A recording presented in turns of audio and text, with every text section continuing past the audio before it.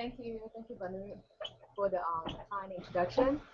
It's my privilege here today to share a major portion of my dissertation work at this seminar. I'm going to be spending the next 15 minutes talking about integration of fMRI and MEG towards modeling language networks in the brain. So please feel free to interrupt me if you have any questions. Works. All right, this works. So, all right, let's start with some introduction. So, language is a communication through words or symbols of words, and it's one of the most elaborate behavior. And the words are the association between a sound and meaning. So, a recent study, which you can see on this left figure here. The mic doesn't work. Okay. So yeah, see here, a very recent study actually, they found the newborn babies are able to tell the difference between the native language and the foreign language just right after the birth. So this is indicating the learning of language started while the baby is being born. And my parents have a dog, and my parents have a dog. The dog can follow some command, like tell the dog to sit and to eat. So is that language? Probably not, because that's they learn is by mechanical behavior training. They wouldn't be able to expand their the language knowledge just by learning. And so the language process are complex and also unique to human. So and also the third is about language and disorders. So some language deficit might be the earliest indicators of neurological disorders, such as autism and ADHD. And also we know some neurological disorders can adversely impact language functions. Therefore, the study of the human language is very important, and that's why I choose to study language. And then after this, I'm going to show the two imaging techniques I used to study language. First is fMRI. So right now, you're listening me to listen to my presentation. So the billions of your neurons is firing in your brain, and then they need oxygen. So the cerebral blood flow in your brain increases, and then at the same time, the content in the blood, the deoxygenated hemoglobin increases, while the deoxygenated hemoglobin decreases. The deoxygenated hemoglobin is paramagnetic. So it will cause a less signal in the fMRI imaging, which will act like a natural imaging contrast. So, and then through the post-statistic analysis, we can generate the color-coded map here to indicate the brain regions was active during a task or during specific language paradigm. And then on the right here, the figure shows canonical hemodynamic responses function, which peaks at 6 seconds. That's the fMRI imaging techniques.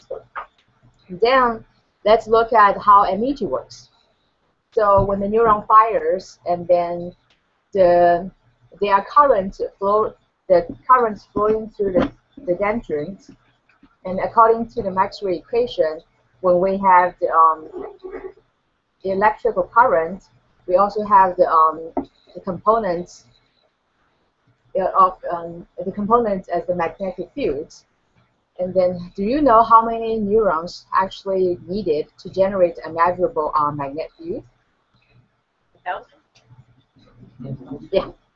Well, actually, it's more than 10 times more. So it's 100,000 neurons needed to actually generate a magnetic field. It can be measured by the MEG machine. See here, this is a dew, and then has the helium inside, and then cools down the sensor, so then keep the sensor a superconductor to be able to detect this very weak magnetic fields. And then here is illustration of how MEG can actually capture the higher temporal resolution information during a task or during spontaneous activities. So this is the sensor. So you have the sensor data, and then you have the pickup coils. Then what you get is this sensor data, and this is a 3D illustration of how the sensor related to the head position. And then the problem with MEG is you have to reconstruction the activity inside of a brain by using the sensory information you got. So that's an inverse problem. So look at fMRI versus MEG in this imaging is MEG, it has a very good temporal resolution, and then but have a poor relative poor spatial resolution versus fMRI. Why fMRI have a good spatial resolution but have a poor temporal resolution? So the idea is, by combining these two technologies, we can utilize the advantage from both techniques to help us to study the language functions, since language is a complex process in our human brain. So after talking about the brain functions that I'm interested in and the two neuroimaging techniques used in my research, I'm going to present the two neuroimaging techniques, how they identify the overlapped neuroactivity first. So first we want to see is if these two modalities, since they actually is detecting the different aspects in the brain. One is the bone signal, the other is the electrical current activity, neuroactivity. So we want to see if a person in a scanner doing the same paradigm, if they can activate the similar language networks. So that's this study about. So we have we collect fMRI and MEG data from 16 healthy native English speaker adolescents, and mean age is 16 years old.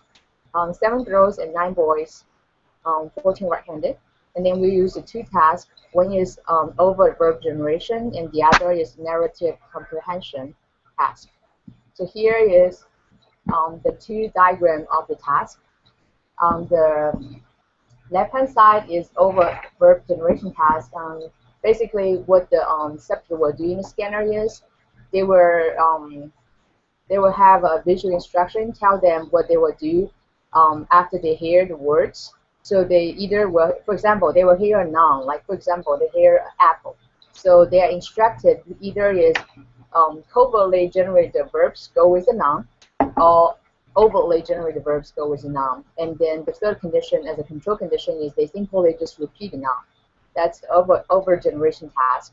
And then the second task is the narrative comprehension task. So during this task, the subject will lay in the scanner, will listen to a very short story, and after the story, each segment of the story, they will answer a short question regarding the story, and by pressing button yes or no question.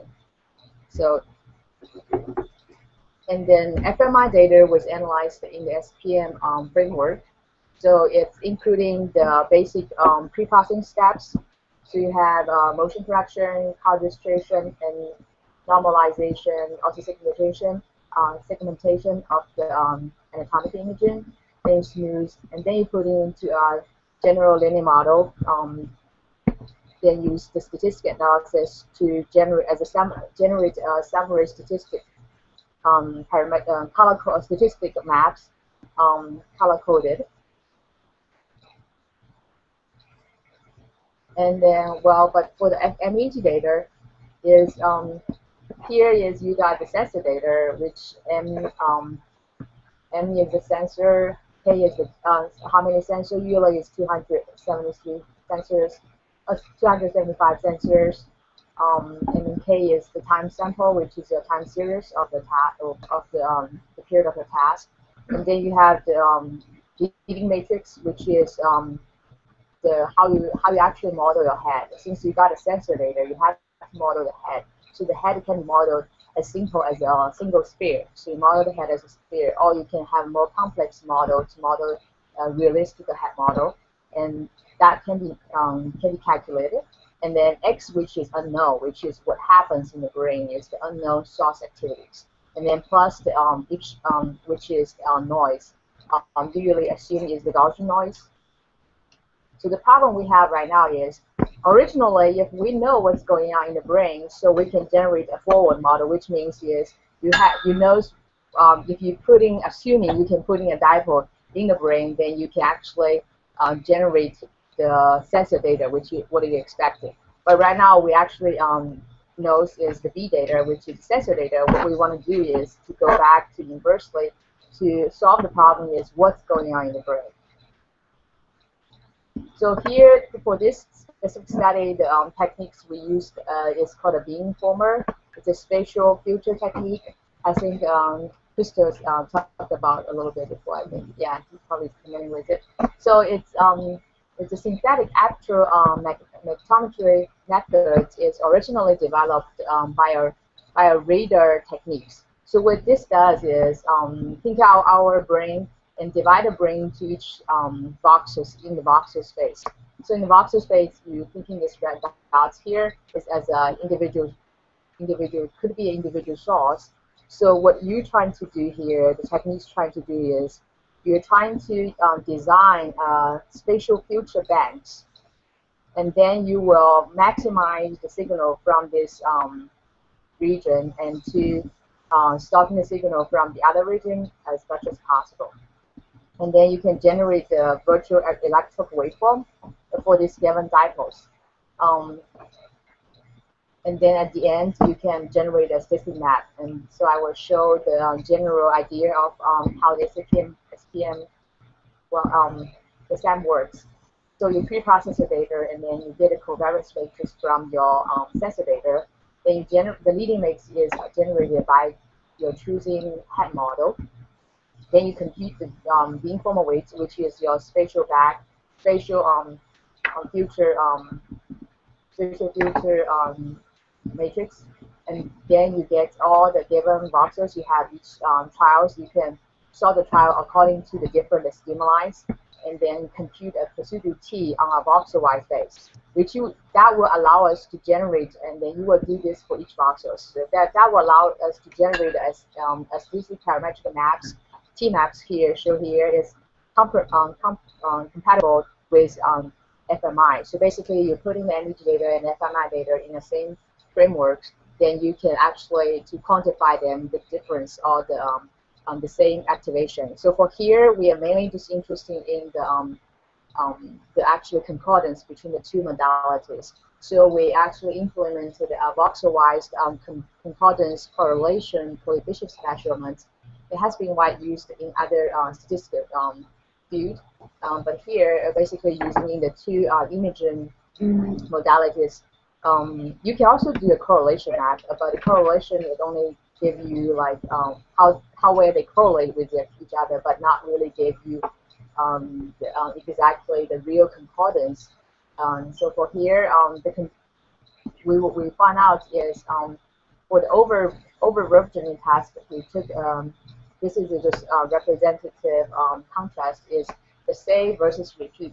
So basically, when you generate the verbs and versus you just simply repeat the noun you just heard. So we see is the inferior frontal gyrus has the moderate concordance between the two modalities. And also, it happened to be actually the classic growth areas was in charge of the language production.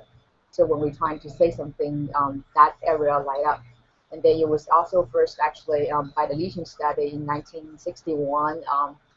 The French neurologist Dr. Broca found these regions. And then for the narrative comprehension task, the story versus tone we found is the in two bilateral spatiotemporal gyrus has the high concordance between the two.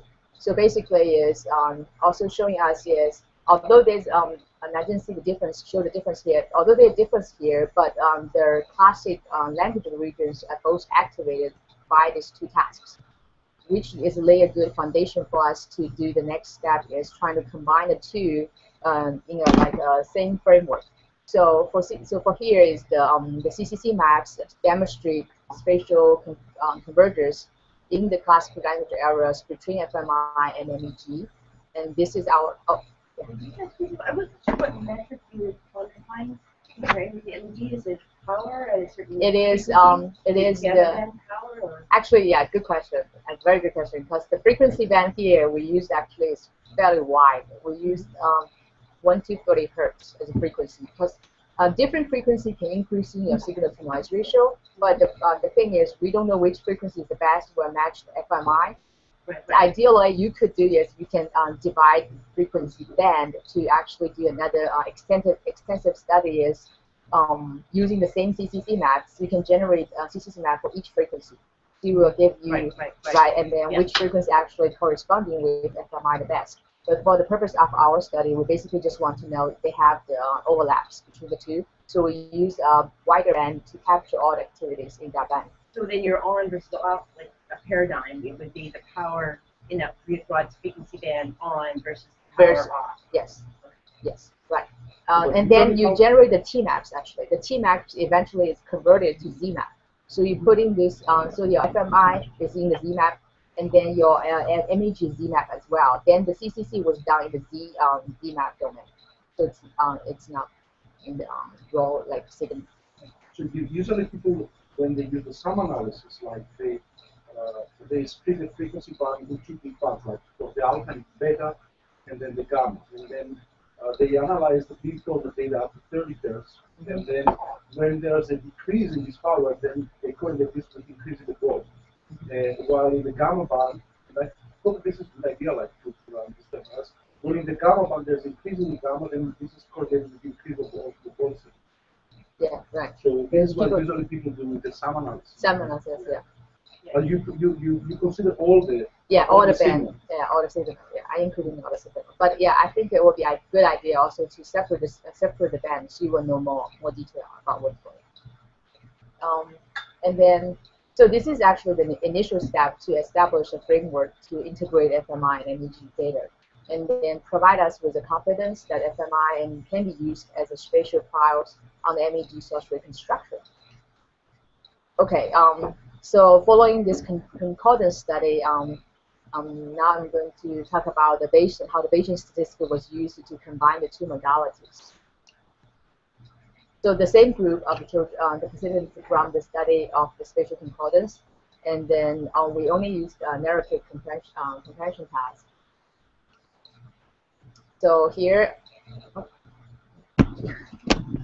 guess I pressed the wrong button. By the way, this is my parents. They are here actually visiting me.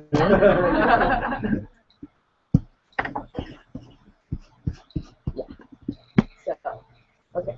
So the various rules is basically you have the idea is basic Bayes rule is used to computing the conditional probability. So you have the likelihood of the data. So given the model and the parameter, you have your data collected with your MEG data and then you have a priors. So basically the priors here used is fMRI information. So fMRI information is as a prior. And then here is the data, actually the distribution. Since this have nothing to do with the parameter, this can be think as a constant. So you can take this, can neglect this one, get an approximation of your posterior distribution. So sometimes you will see people has like the posterior distribution can be proportional to your likelihood plus your priors. So the idea is we use the fMRI to inform the MEG source reconstruction, and then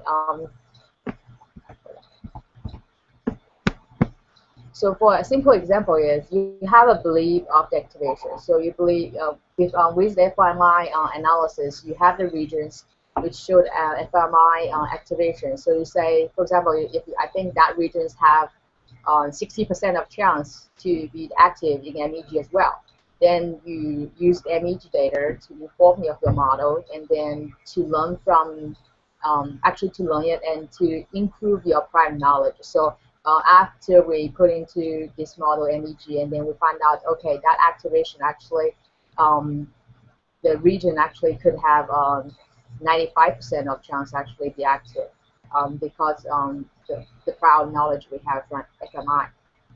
For this way is basically we're not just hardly constrained, since we're not just saying where fMRI active, MEG should active, because it's not in reality it's not totally true. Like sometimes you can see activation in fMRI results, but you actually didn't see in MEG. So but people do it in the field also. They can do is they just assume like they assume the region in fMRI activated should be activated in MEG as well, and then they just use that as a hard constraint to extract the time series at that given location using the SEM analysis I mentioned before, and then to study, then use this time series to study the functional effective connectivity.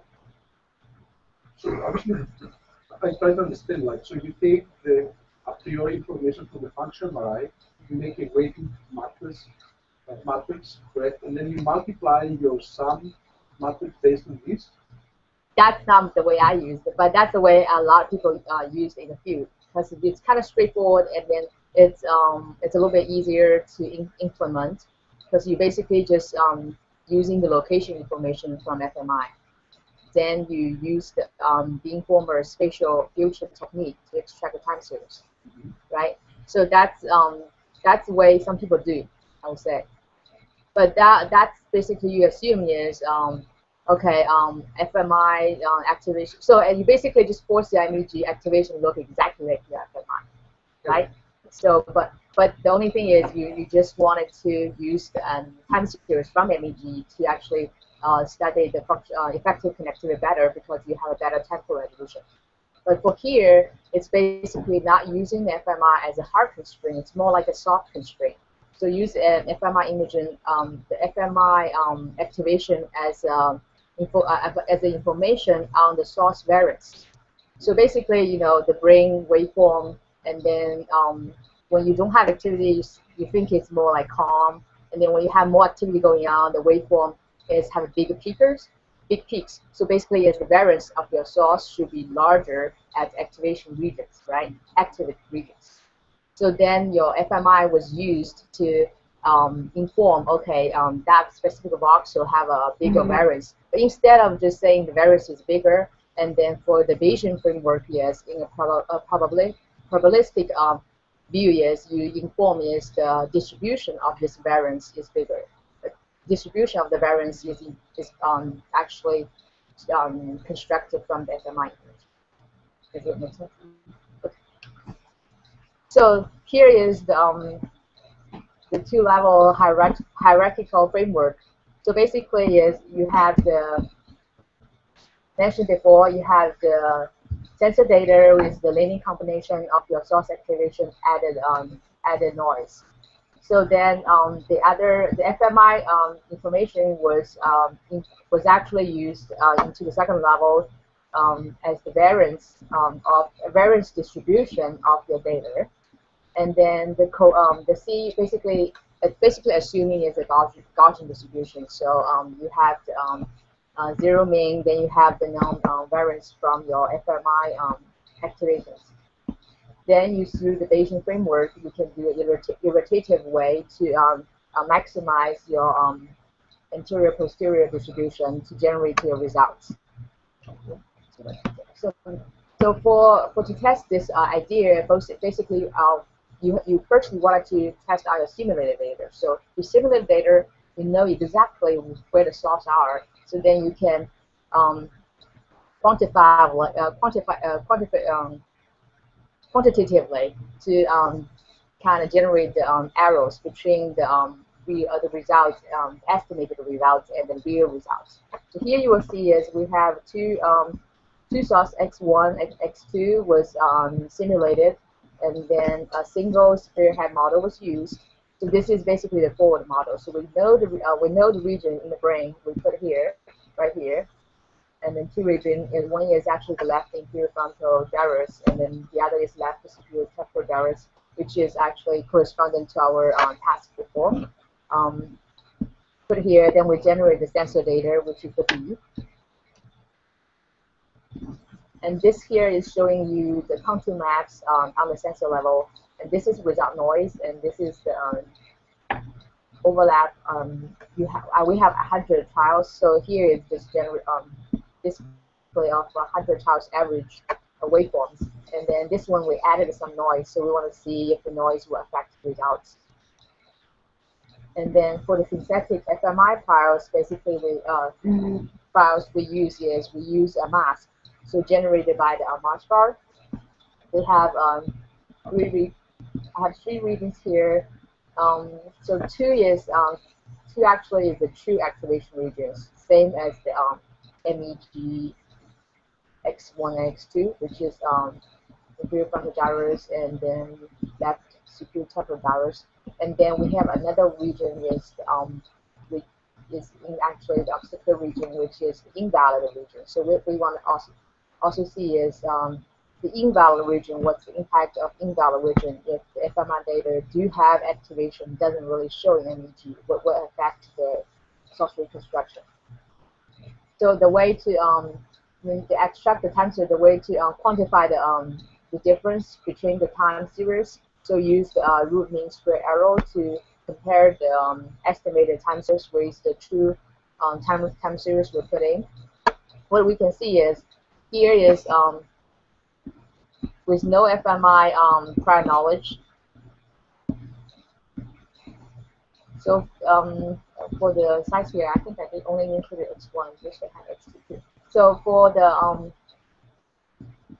without fMRI, we have basically what the figure is trying to tell you is with actually the with all like valid and invalid actually improves the sublocalization most, and then but even with the invalid, it didn't degenerate the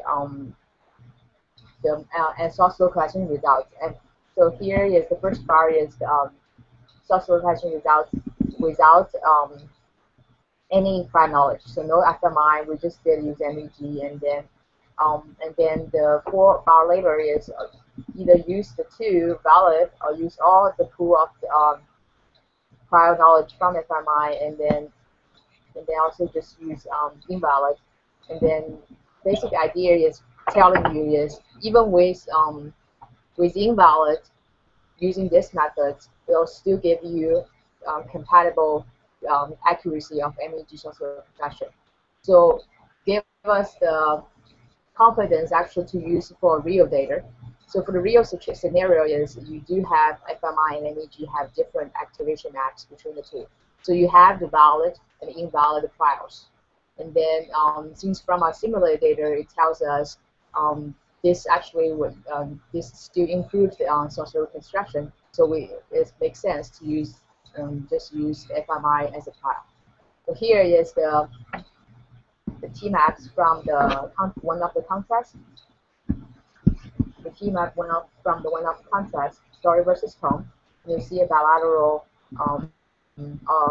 primary auditory cortex and some vertical areas, and then you project it to the cortical space, which is MEG source space area, which then you can then fMRI data can be used as the prior knowledge into the MEG source reconstruction. And here is the results of for the real experimental data. We have the MEG results without fMRI spatial trials, and then with MEG with fMRI spatial trials. So what we can see here is fMRI informed MEG source reconstruction actually increase the activation to more bilateral, and also more like focal than cluster, more like small clusters of the MEG, original MEG software projection without FMI and spatial clouds. Did you change the incentive? Look, you went from having nothing left to being predominantly left activated. Does that make sense in the task? Yeah, actually, the task is more like a bilateral. But for MEG, the problem with the MEG sometimes, when you have bilateral auditory activation, the spatial filter cannot really identify very well because the head model. So, how to explain that? So it was Did your fMRI selected?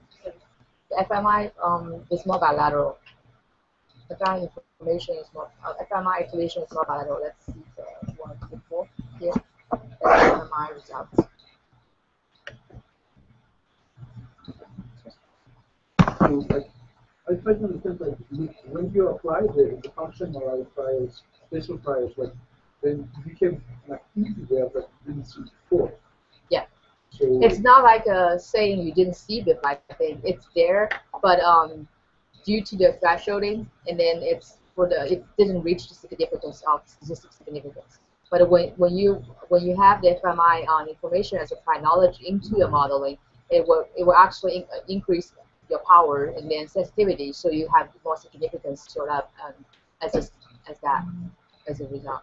does your function MRI activity looks like it's mapped, or how it looks like the function MRI by itself? It's not exactly like that Very maps. similar. Yeah, very similar. I would say very similar. So in some way, yeah, it's very similar. It's a little bit like it's also trying to bias your MEG results to look more similar to the FMI. So the MEG added into the fMRI, or is it really the fMRI using it to make the MEG look more like fMRI? I would say in this study, it's more like the FMI trying to make the MEG look more like FMI. So for the future, I would think a good idea also to see, because I think the MEG is different fundamentally from the FMI activation. Some regions, FMI shows MEG, MEG shows FMI doesn't. So I think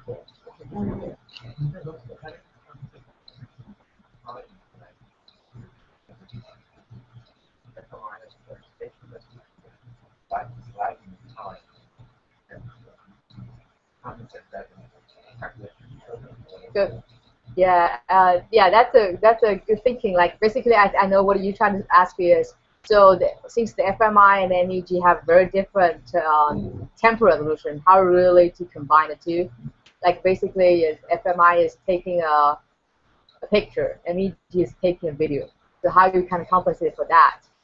But for here, this study actually didn't really directly taking the temporal information from FMI. It's only taking the spatial information from FMI.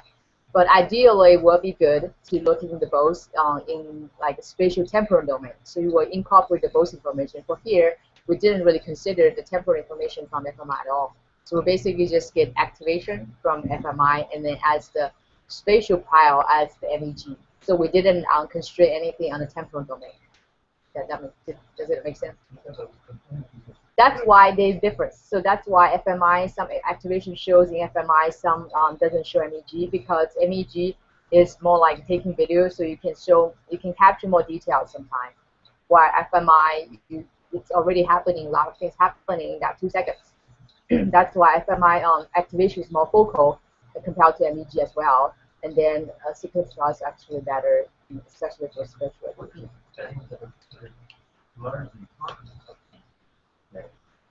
I think people have done that. Like just basically what you mean is downsample your MEG data to match with your FMI time series and to do that. But the thing is, if you trying to answer the question is how the brain networks works in the brain, like you wanted to use actually the temporal resolution, because if you downsample the temporal resolution from MEG, then you can't really use that much to study the brain networks. So the idea So is, the beamforming by itself is about the sum analysis takes the whole window, yeah, considers the whole window information, end up with this mapping there. to this mapping. Yeah, so it kind of does something. Yeah, but SAM analysis, So that's why I was asked in the future work I'll mention, like, what the idea, like, if you can have a Bayesian framework within the SAM analysis, actually. So the next step is then you have the regions. You can extract the time series from different regions, and then you have the really fine temporal evolution of those regions. And that next step is you can use them to study the connectivity between those language nodes, which is the language functional areas related to the task. So the hierarchical Bayesian framework allows us to use the fMRI results as a spatial priors to improve MEG source reconstruction results. And then based on the results from the simulated data, so valid priors mixed with invalid still improves accuracy of source reconstruction. And then based on the experimental data, the use of group fMRI results as spatial priors for MEG source reconstruction also significantly increased model evidence. So the time course we extracted with the fine spatial temporal resolution what can be used to study the effective connectivity within the brain more effectively. So conclusion. So here is this is just part of my major work in my dissertation. So it developed a quantitative measure of the voxel-wise CCC to get the brain regions with high concordance between fMRI and MEG, and then also.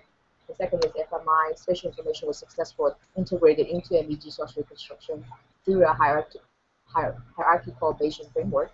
And the third is successfully extracted the fine spatial temporal time course from MEG with the fMRI files. So the future work actually, first is for the fMRI spatial maps in this dissertation work is binaries. So basically, 1 is activation, 0 is non-activation, and it would be worthwhile refining it as a more like a complex function to taking taking more details about hypothesis about how the coupling between the bioelectric and then metabolic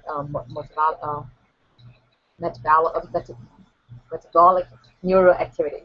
And then another is a better imaging sequence for MI can help us to improve the forward model, like refining the existing finite element model instead of using a single sphere model. The third, we can develop another Bayesian framework for beamform analysis, which Christos mentioned, to actually better study the induced activity in the brain.